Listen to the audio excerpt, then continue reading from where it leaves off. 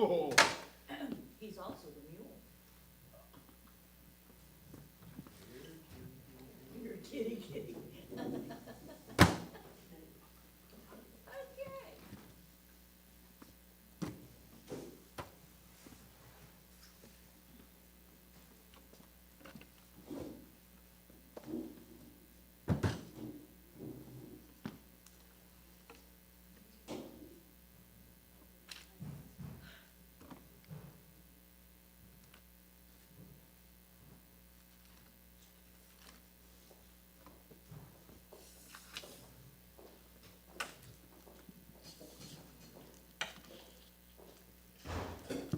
Your parents come? So,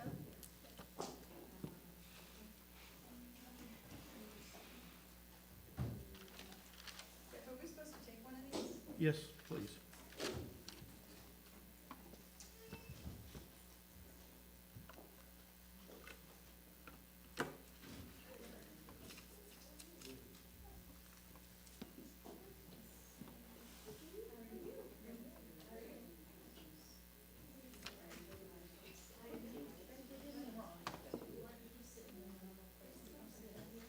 tell us where somebody doesn't sit.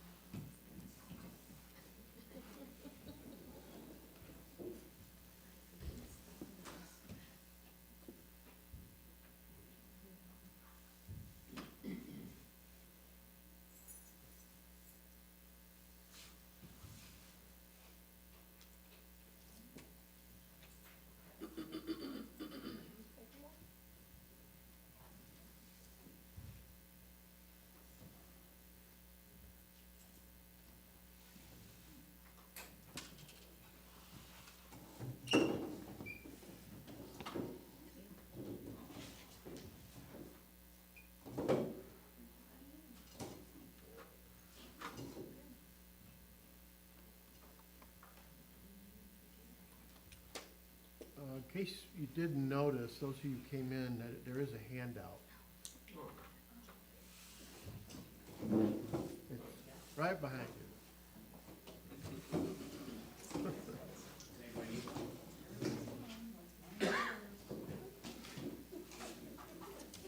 Sorry.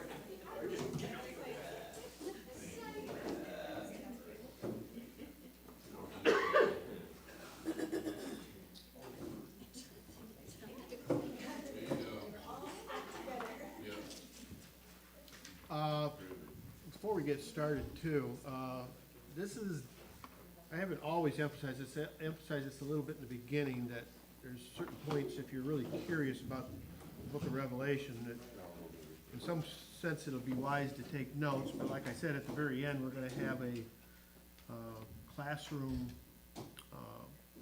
quiz on the entire book. And there's, in there, you can write down what a lot of the meanings of the different things are in the book of Revelation. So, but today would be a good day for you to take notes too, if you like to take notes, because there's some things in here that you may want to take notes on, because later on, believe me, you'll be curious. Most people are in this particular chapter. Jeff, Yes? maybe you should call it a check for understanding, so Ah. people are not scared. Yeah, that's a good way to put it. I like that. So, anyway, before we get started, Mark, I haven't seen you in a while. How you doing, man? Good, thanks. Good. Would you mind leading us in an opening prayer? Father, we thank you so much for the time that we have now to look at your word and to study it. We ask that you bless us as your children, that we might be able to absorb the things that you want us to have, so that we can better serve you as we walk day to day. Bless Jeff as he teaches this class and the complexities that this book presents to us sometimes. That you would be with him and help him to have the ability to make it easier for us. We ask that you would continue to guide us and bless us, Father, as we walk. In Christ's name, amen. Amen. Thank you. Mr. Skyber, do you have some words of wisdom for us today? I'm sure we all been to the dentist. Yeah. What did the dentist say to the judge when he had him in the chair? I don't know. He says, "I'm gonna pull the tooth, the whole tooth, and nothing but the tooth." Why did the mosquito go to the dentist? I don't know. To improve his bite. One more, what did the dentist say to the tooth when he had to leave the room? I don't know. I'll fill you in when I get back. Oh, thank you, Bob. I always appreciate your words of wisdom. All right, we are going to be in chapter 20 of the book of Revelation today.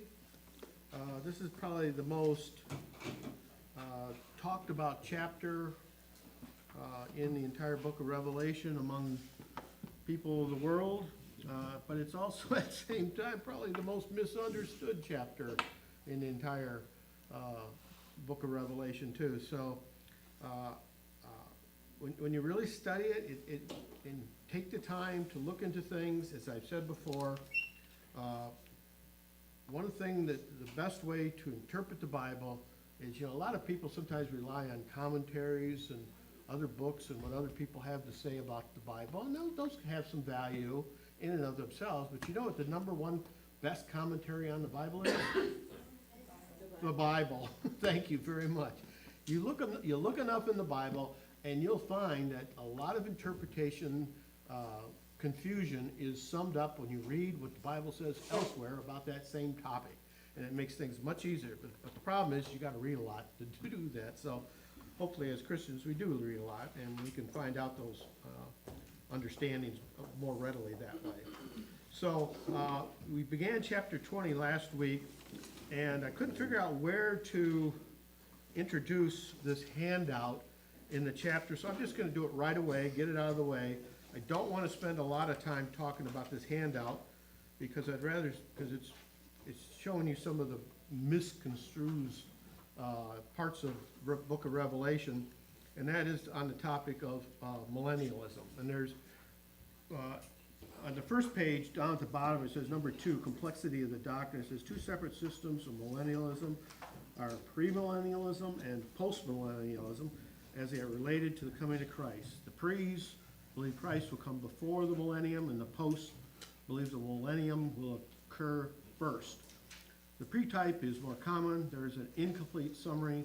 This here is an incomplete summary of what is taught. So this, even though these 12 points don't cover every aspect of the different beliefs concerning millennialism, and millennialism, the word millennial means what?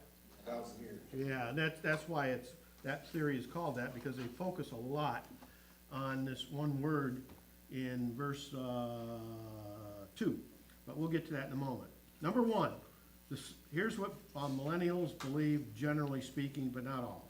At the start of the millennium, Christ will literally return to earth and personally take charge of all things for literally 1,000 years. That means he's going to come down here and live on the earth again for 1,000 years.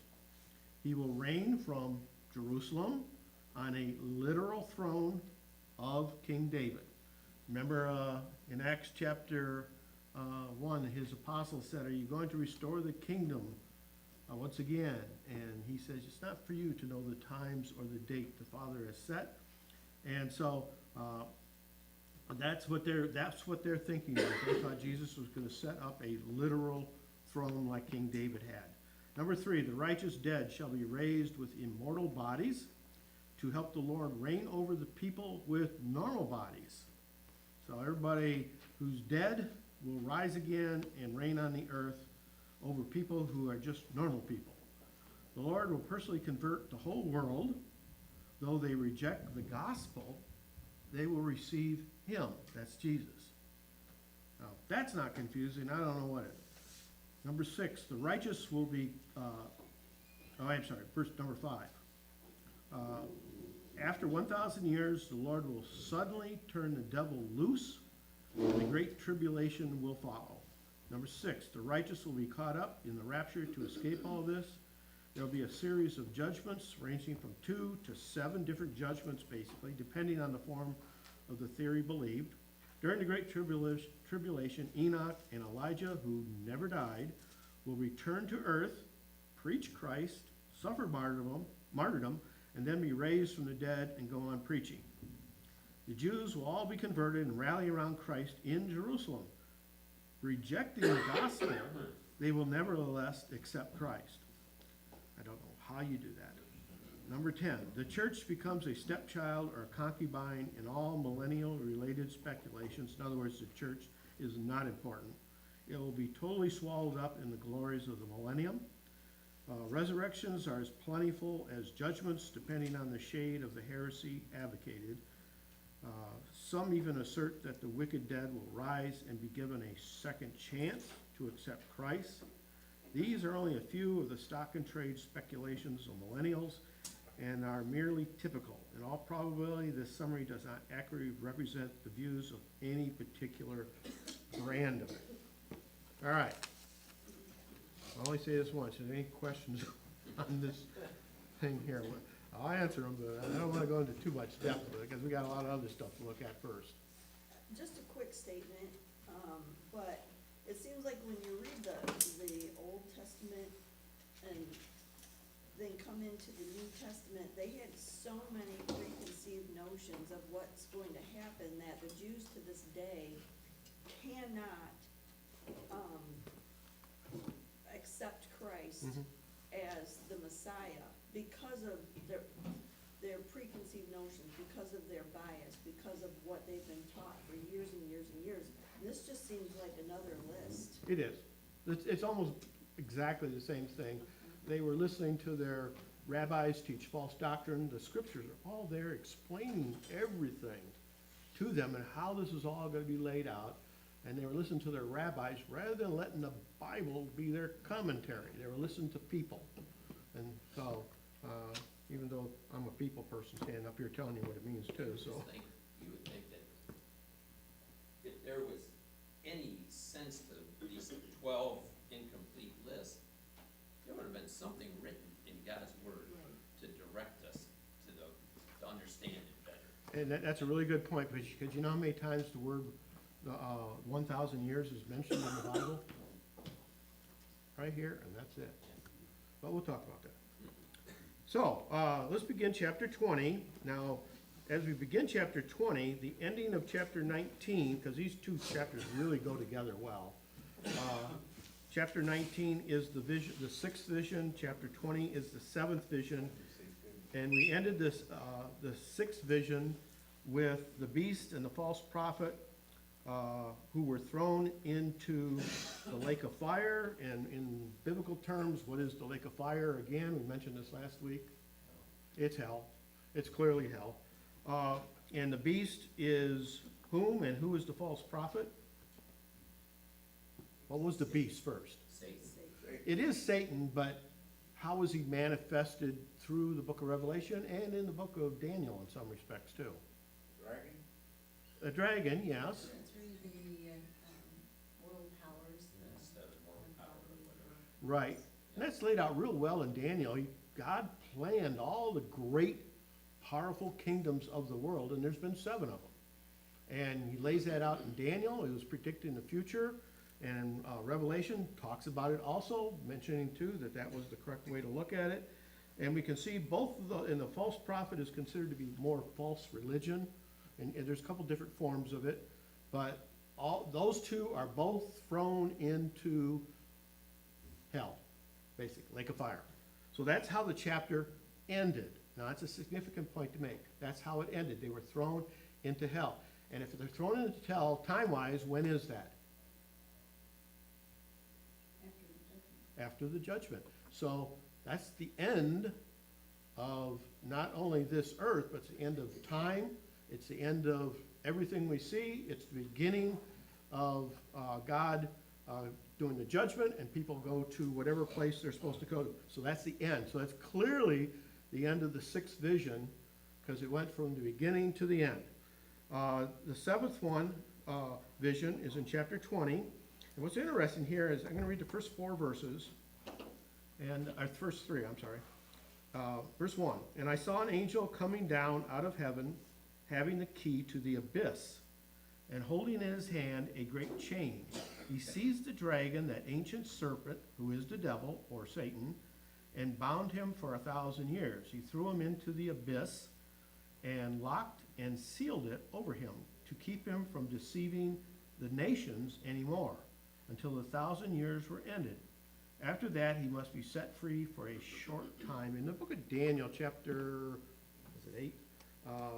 Daniel mentions that Gabriel and Michael were having to do battle with evil forces, demons, that were ruling over Greece and another country. Oh, there's 2 countries there, but these demons were controlling these countries, and it took Michael to come down to finally end the bottleneck there. So Satan was having a lot of power over the nations of the world back in that time, which is 500 years before that, before the beginning of the gospel. So, now notice also too, in the first verse it says, John sees an angel coming down out of heaven, and what does he have? What is he in possession of? Couple things. He had a key. He had a key and a chain. Now, remember, almost everything in this entire chapter is symbolic. There's almost nothing that is literal. Very little that is literal. Almost everything is symbolic. So he has a key, and a key is symbolic of what? Opening or unlocking. Something, yes, correct. Now, question, what is the abyss? Is the abyss hell, or is it a different place? Remember, we looked at that in chapter 9. If you want to look real quick, what was abyss identified as in chapter 9? There was a key mentioned there too. And there's somebody who had a key there too. What is the abyss? And when you think of the word abyss, what do you think of? Bottom pit. A bottomless, deep pit. Yep. Not a good place. That's dark probably too. So who has the key to the abyss? Fifth angel? Yeah, which angel? Fifth The angel? pit, yeah. The fifth. As the star was. Well, Yeah, the star did. And who did we identify in chapter 9 as this star who had fallen from where? Heaven. Satan has. To where? to the earth. And what were you saying, Deb? Satan was given the key to the Yes. abyss. So this is clearly Satan in chapter 9, who has the ability to open the abyss and close the abyss and let out evil creatures, which are symbolizing demons at this point. So there's this place called the abyss. We mentioned in Mark chapter 9, I think it was, or no, Luke chapter 8. Jesus, when he was doing his ministry out in the countryside, he went to a region called the Gadarenes or Gerasenes, depending on which term you use. And he runs across a guy who's demon possessed. And when he approaches this demon, the demon starts begging him to not do what? Remember that in Luke? We mentioned it we read it last week, but, well, of course, not all of you were here, sorry. Send them back to the pigs if you wanna go back to that place. The abyss, You wanna go to the pigs instead. yes. Right. So the abyss is mentioned in that book. So the abyss existed at that time that Jesus, and they did not want to go there because they didn't want to be tortured. That's how they viewed the abyss. It was a place of torture, and they'd rather go into a herd of pigs than go to the abyss, which is a sad commentary when you begin to really think about it. So, we have a mention of the abyss in the Gospels, but there is nothing mentioned that I could find in the rest of the Bible, Old Testament, where the abyss is ever mentioned. It is not mentioned that I can find anywhere else except in the New Testament and except when Christ is in his ministry, and it's mentioned here in Revelation. This place of the abyss where Satan and his demons are put by the Lord. Now, when Satan was cast out of heaven, we have several verses that talk about this. When he was cast out of heaven, when there was war in heaven, we talked about it in Revelation 12. When he was cast out of heaven, we talked about the fact that that battle between God and Satan and his demons, the 1/3 of the ones that fell, where were they cast when they lost the battle? They were cast to the earth. There's many mentions where they were said they were cast to the earth.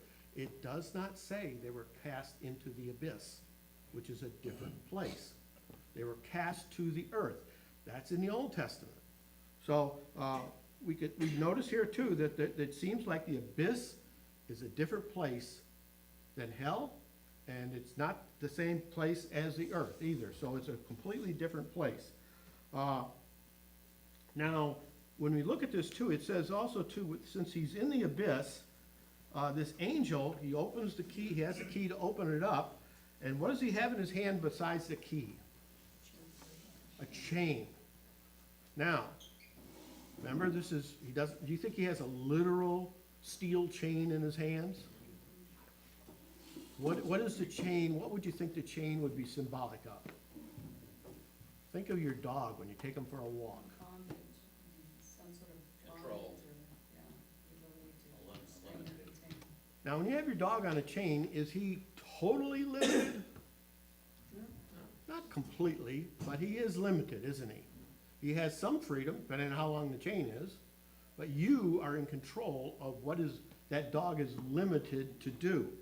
The chain is a limitation on Satan himself. He is limited by this great chain.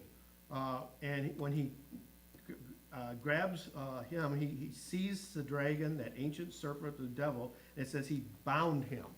So he's bound with this chain or limitation, which is kind of the same thing. When you're bound to something, it means you're controlled by it. You don't have free will, so to speak. So, and how long is he to be bound by this chain? Yeah. Now, when we've looked at many different aspects of this too, when we've looked through the book of Daniel and through the book of Revelation, especially chapter 12 and 13 of Revelation, there's a lot of time frames mentioned. What are some of the time frames that Daniel mentions that are also in Revelation 12? What kind of time frames does God give? Because he almost never the Bible is filled with all kinds of mentions of time frames. Sometimes it says a short time. Sometimes it says a long time. And then other times he gives more definite terms. And what are some of the terms he used to define time when certain events were predicted to happen? So times and time and a half, Which is equal to 42. that too. 42 months, which is 3.5 years, which is 1,260 days. All those terms mean the same thing, don't they? Yep. So, as a result of that too, is any of them that we've talked about in Daniel and Revelation, any of those time frames literal, or are they symbolic? They're all symbolic. There is no mention of anything of time frames in Daniel and Revelation that have been interpreted literally. They're all symbolic. What does that How long was Jesus' ministry? Was it 3.5 years? Yeah. So, I mean, somewhere there's a meaning, right? Well, yeah, that one would be probably literal in that sense, but it's not really identified in Revelation as that part of it, being, in other words, the symbolic nature of it, but it is true. There's a lot of mentions of 3.5, and 3.5 is half of what? 7. So that's in Daniel also, too. Those time frames are there, I mentioned. So, all right, so none of these are for the most part, are literal. They're all figurative time frames. And let's see. All right, now,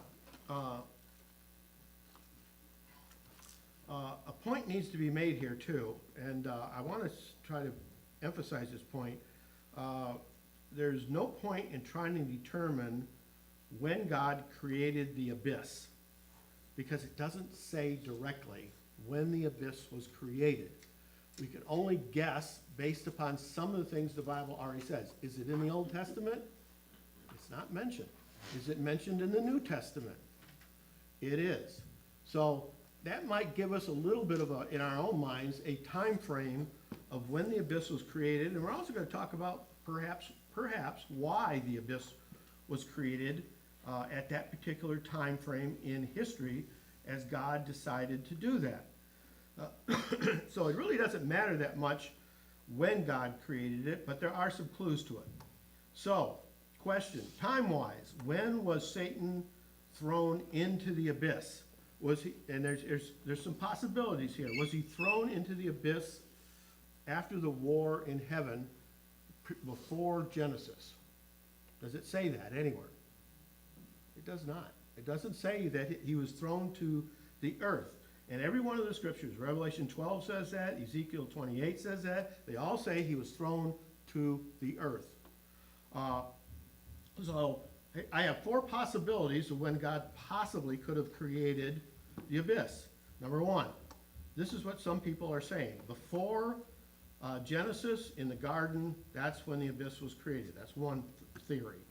The second one, it was after Christ's victory on the cross. There's a lot of people saying that one. The abyss was created after Christ died on the cross. The third one is at a time when some say that Jesus rules on earth for 1,000 years. That's the millennium thing that we were talking about. And the fourth one is at the birth of Christ, because we have a mention in Luke 8 of the abyss.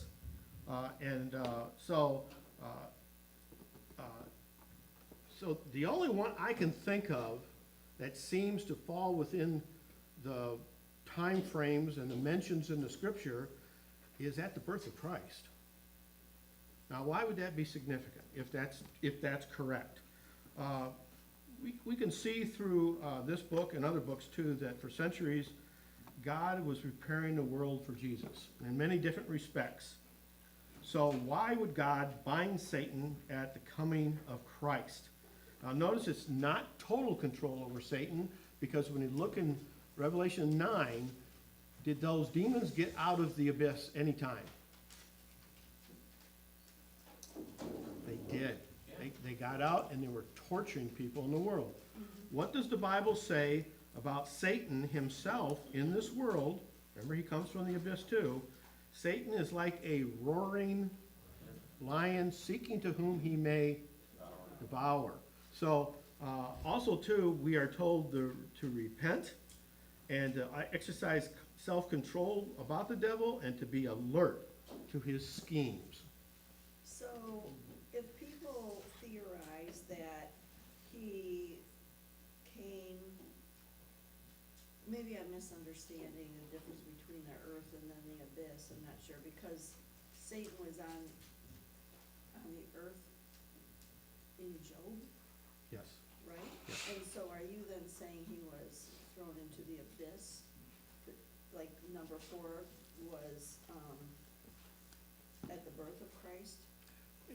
See, this, what I'm saying to I'm you, not saying you're saying it, I'm saying Right. you're theorizing, I Right. understand that part, but I guess so, could you just summarize that? yeah, I think you're answering kind of your own question, really, in a way. The only thing, I have some clues that he was there with Christ. And the abyss is mentioned there, but nowhere else before that is the abyss mentioned. And he was free on the earth. And Daniel talks about the fact that Satan had a lot of control over the nations in the Old Testament. And one thing he mentions too here that is very important to notice when he's bound for 1,000 years, to keep him from what? That's in verse 2. Not deceive the nation. Not deceiving the nation. That's the main thing it focused on in that verse right there, is one of the main reasons for limiting Satan is to keep him from controlling the nations more than what he had in the past. So there's a limitation there that wasn't there in the Old Testament. Wayne? In my opinion, having studied through this, I think the key is when he talks about the first resurrection, a few verses later, because it's pretty clear that the first resurrection is his baptism. At least there's a good theory. Now, that you you're can getting develop. ahead of things, Wayne. I know, I'm kind of jumping ahead, but I think that brings us, all this first part of the 20 in the symbolism. It does. Because he's really saying that the plan of salvation is what's limiting Satan. Yes. All these things, Whether that happens at Christ's birth or after is probably, in my opinion, is more when the plan's actually fulfilled. But you could argue that it's, and if you go back to 12, Revelation 12, where it talks about Satan being thrown to earth, mhm. there's definitely some things there that is happening also around the time of Christ being put on earth. And that's when we see the demons having a lot of power on earth is when Christ was here, and that kind of makes sense as well. And I miss Did you those read my classes. notes? Well, I miss those classes, but. Jeff, I have a question. Oh, no, she usually reads them I don't too. want to jump ahead too much, so. No, mine's just seeking information, it's not adding anything to this conversation, but Romans 10, verse 6, writes about the abyss also, and I'm struggling to sort of assimilate this verse in with what we're talking about. So Mhm. it says, but the righteousness based on faith says, do not say in your heart, who will ascend into heaven, that is, to bring Christ down, or who will descend into the abyss, that is, to bring Christ up from the dead. But what does it say? And it goes on. So this is seeming to suggest that the abyss isn't just for the demons, but it's almost, remember when we see Abraham or the rich man and Lazarus, right? Mhm. That they were dead, but they were in a place. I mean, could the abyss not be just for Satan?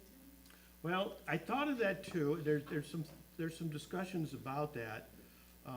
But it does seem like when you read chapter 9 of Revelation, that it tells you who's in there, but there's no mention of people there. And in this chapter 2, it talks about the abyss, but there's no mention of people there.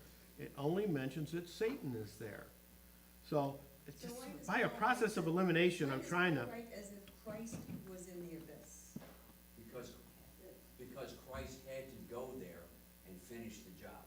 And then he came back from the abyss. So that when it talks about going down and coming out, this is all about Christ defeating and completing the job. And Paul is making reference to Christ completing the job so that there wouldn't any of us have to go to the abyss if we believe. so, I see your point. There's I think there's a lot of symbolism in Romans 10 dealing with this issue, but I'm not sure it's getting to it as specifically as it here is in chapter 20. There's a lot more specifics mentioned here and in 9, and even though, even in the gospel account too, there is a mention of the abyss, and only demons are there. So, I think, Jeff, the key is a link in 12 and 20, because I think those are kind of some they of are, the events. they are. And a lot of people go, well, Job, Satan was on the earth, yeah, but he also appeared before God in heaven Mhm. in Job. At the beginning of Job, he says he's in heaven still. Yeah. So he hadn't been thrown down at that point. Well, there's a debate whether it's heaven or the church, but that's another issue. I don't want to get into that. So, now, the binding of Satan, if it came at the time of Christ, this could be part of the reasons, because I have a statement here, it says, for centuries it seems like, at the coming of Christ, it seems like God was preparing mankind for his coming by allowing a lot of certain things to happen. And we're going to talk about those here. It says, the first one we talked about is the binding of Satan. And if Satan is bound, we can also look at the fact that it means he's limited in some of his control that he had in the past. And the first reason I have mentioned here too is if Satan is bound from controlling the nations around the world, when we look at what the Great Commission says, what our role as Christians was to do was to spread the gospel to all nations in the world. So it made spreading of the gospel to all nations, as initiated in the Great Commission, it made the job easier. It didn't make it foolproof, but it made it easier because Satan was limited in what he could do. Another thing God did at the coming of Christ in the New Covenant too, is there's some mention too, also too, it seems like the Bible itself, Satan is limited in his ability to attack the scriptures. There is no religion in the world that is so powerfully attested to than Christianity, and even in the Old Testament too. We have so many copies of the books. No other religion even comes close to verification of their faiths like Christianity has. It's amazing how much textual information and verification of the scriptures that we have. There's been people who've tried to take away the scriptures and destroy the scriptures. 1934, Germany attempted it in Nuremberg. What'd they do there? They burned all the Bibles. And what happened to them as a result of that? That didn't work out real well. 10 years later, they were bombed into infernals. The whole nation was on fire as a result of it. Also, too, another thing that the binding of Satan does, I think, is it limits the temptations that Christ can put on human beings, and a certain type of human being in particular is Christians. Because he says he wakes away. You Huh? said Christ put on people, but you mean Satan put on people. Oh, When right, they- did I miss it? Okay, yeah. Yeah. So Satan can't tempt Christians as much as he could tempt people back in the Old Testament, and God provides a way of escape for believers. So Satan can't, because if Satan wasn't limited, would any of us ever have a chance of resisting him? He is way too powerful for us to deal with, way too powerful. There's a good example of this too. Turn over to Ephesians 6. This especially talks about what God has given us to do battle with the devil and to keep him from exerting too much power over us, and God gives us weapons to fight with. That's why we're called soldiers of Christ, right? So when you look at Ephesians chapter 6, beginning of verse 10, he says, finally be strong in the Lord and his mighty power. Put on the full armor of God so that you can take your stand against the devil's schemes. For our struggle is not against flesh and blood, but against the rulers, against authorities and powers of this dark world, against the spiritual forces of evil in the heavenly realms. Therefore, put on the full armor of God, so that when the day of evil comes, you may be able to stand your ground. And after you've done everything to stand firm then. And he gives you a list of 7 spiritual weapons we have to do battle with the devil. And I think this is part of Satan being limited, because we are given weapons to do battle with the spiritual forces of evil in the heavenly realm. Because our battle ultimately isn't against human beings. Human beings who are wicked are just pawns of the devil. And He gives us the weapons to fight against these spiritual forces that do try to come into our life. Also, too, when God was preparing the world, too, other than these bindings of Satan and us given certain powers, we've talked about this before in the past. God made it, the Roman Empire itself had this elaborate system of roads throughout the known world at that time. They were master engineers. How did the Roman roads help the spread of the gospel? Made it easy to get to places. Yeah. You know, I mean, it made transportation much easier. It affected trade, financial things. Some of these Roman roads in that part of the world, there's many roads that are still there. You can still go down the Appalachian Way, which was built, I don't know how many thousands of years ago. There's roads all over that part of the world that are still there. So those roads made it possible for the Apostle Paul and other of the apostles to get to places quickly and easily to spread God's word. Also, the Greek language helped in the transportation of the gospel to all the world, because what was particular about the Greek language that made it possible, kind of like the English language today, what made it possible to spread the gospel easier? Because of the Greek language. It was a common language. It was a very common language, just like English is today in the world. And it's different time, different place, but God uses those kind of things. Also, too, throughout the world, by this time, because things had changed over time, there was Jewish synagogues all over parts of Europe and everywhere. And by having all these synagogues, where did the apostles usually go first to talk about the gospel? To the synagogues. And why? It was fertile soil there. Yeah. These people understood this. They readily, more quickly accepted the word than the Gentiles, because they didn't know any of this stuff. They were really confused. It took a while for the Gentiles to catch on to some of this stuff. So that's another factor where God just, made things happen. Also, the destruction of the temple in 70 AD. Now you think, how in the world would that help? Well, the fact is that the destruction of the temple had made a profound point to the world that God's prophetic predictions, that's in the Old Testament, and his new covenant are fulfilled, and the Jewish temple was corrupted by Satan and is used in its use, so God took it out of the way. So that's another reason where God was clearing a way for his gospel to spread to the whole world. So, all right, let's go back now to, Jeff, can I throw something out? yeah, go ahead. Just, the abyss, a lot of times, people thought of the abyss as death. I think that was a pretty common thought in the ancient world. And if you look at Hebrews 2:14, I think it helps explain this a little bit. It says, "Since therefore the children share in flesh and blood, he himself likewise partook of the same things, that through death he might destroy the one who has the power of death, that is the devil." So again, that kind of fits into the thought here. If the abyss is death, Christ had to suffer death, go to the abyss, as people thought of the abyss as death. And that conquered that. Now that took the devil and took him out of power. God bless. Another point. Also, too, about the lake of burning sulfur. When anybody's thrown into there, is there any chance of ever getting out of there? Were beings able to get out of the abyss? Remember Luke 8? Did they get out? Yeah, Satan got out. He had a key to get out, but he was limited in what he could do. But he could get out. If you are thrown into hell, can you get out? No. As a matter of fact, the end of chapter 19, Satan is thrown into the lake of fire, correct?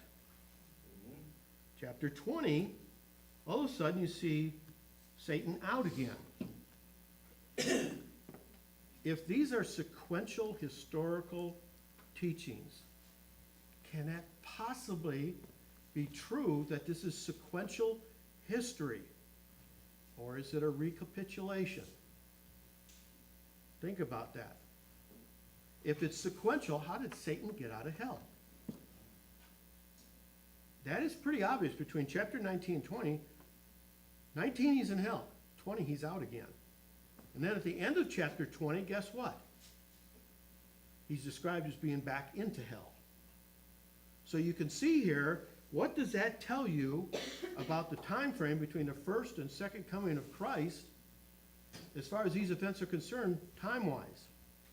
What does that tell you about the 1,000 years? Does it occur afterwards or during the gospel ages? That's a very important point to be made, because you can clearly see that the historical viewpoint of the book of Revelation, some people try to say everything is sequential in its fulfillment. You know, they got Napoleon doing this, and the Russians did that, or, you know, the Romans did this. That doesn't seem to hold up. It doesn't ever seem to be sequential, because of events like this where you have between 19 and 20, you can't explain that if it's sequential. Yeah, and I don't know, I haven't been in your class, but is the abyss and the lake of fire, hell, the same place? And I don't believe it is. I don't But either. that's me. I- And so when you look at this, is it sequential? I agree with you, it's not sequential, it's something that he begins to tell another piece of the story. Yes, from a different From viewpoint. a different, right, from a different place. Right. And so, like what I thought I heard you say, and I could be wrong, was that these two places are the same, and I don't think they are. Right. That they're not. I agree. Okay, all right. I agree. I guess that's what I'm really trying to say, because it also proves the point too, about the sequential aspect of Yes. it too. So, we can see here too that, the historical viewpoint on the book of Revelation can't be accurate. Now, I'm hitting at all of them today with millennialism, the historical view, also the preterist viewpoint, which teaches that almost everything in Revelation happened in the first century. That doesn't seem to fit either, when you really look at what's being said here too, with these different events happening at different points, focusing on different things. So it makes it difficult to accept these other viewpoints when you really look at it. So, let's see. Okay, so notice Satan can't deceive the nations anymore. And then at the very end, it says he will be set free for a short time. And we'll talk about that later, because that's something future. Okay, beginning in verse 4 now. And I saw thrones on which were seated those who had been given authority to judge, and I saw the souls of those who had been beheaded because of their testimony for Jesus, and because of the word of God. They have not worshipped the beast, nor his image, and had not received the mark on their foreheads or their hands. They came to life and reigned with Christ 1,000 years.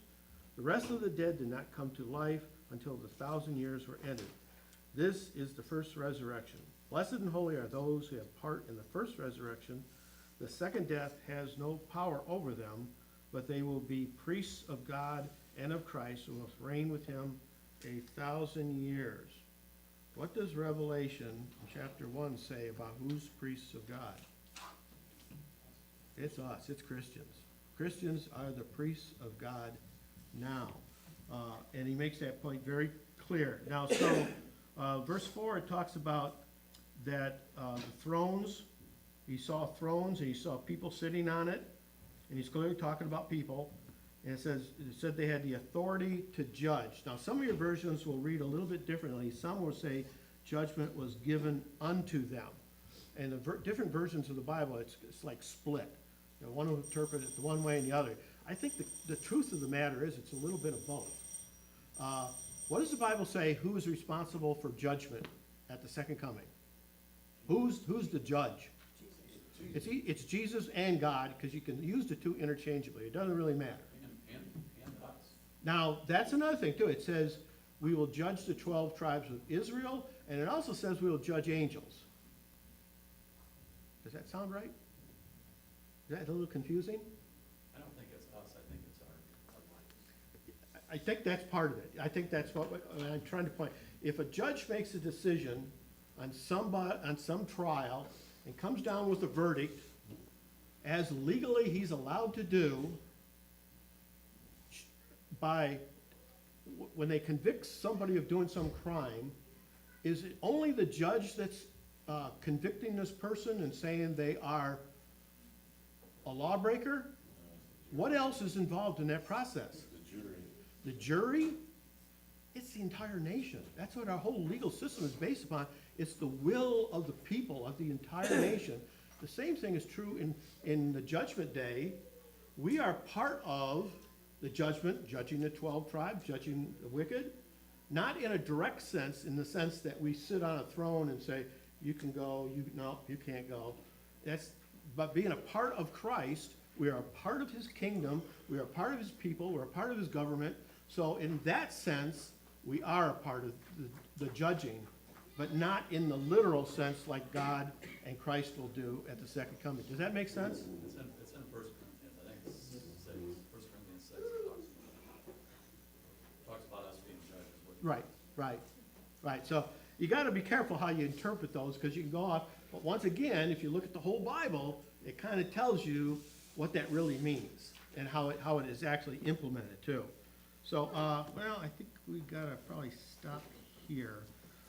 There's a very important verse I want you to read before our class next week, because read Romans chapter 6, at least the first half of the chapter, because it's really gonna help us in trying to determine what's the first resurrection, what's the first death, what's the second death.